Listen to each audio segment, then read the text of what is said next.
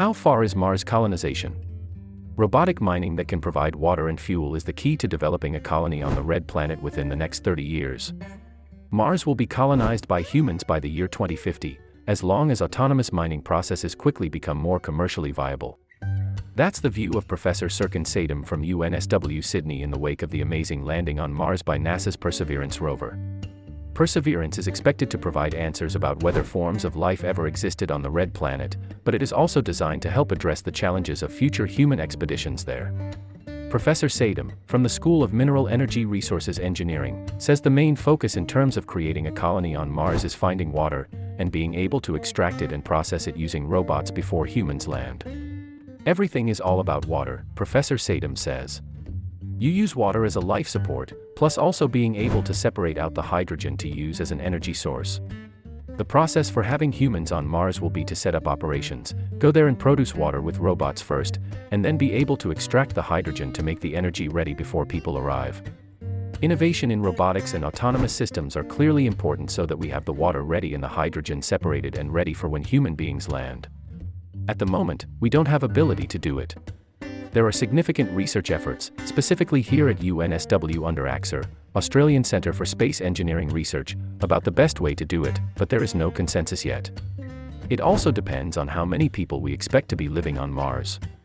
Is it 5, or 5,000, or 50,000, or even more?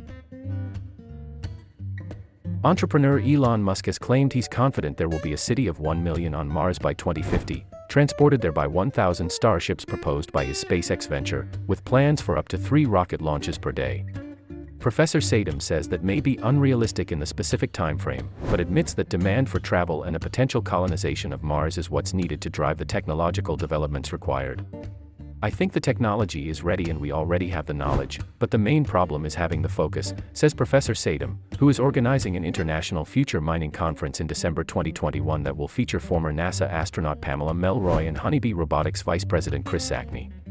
It's a bigger question: why don't we do that already on Earth? Why are we still using human beings for physical work in mining here?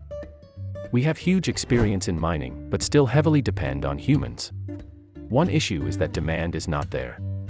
For companies to get involved in developing products for Mars missions, they need to be able to produce minerals or something that can be used for manufacturing goods and then sell it. At the moment, everything is just a cost and there is no revenue for companies.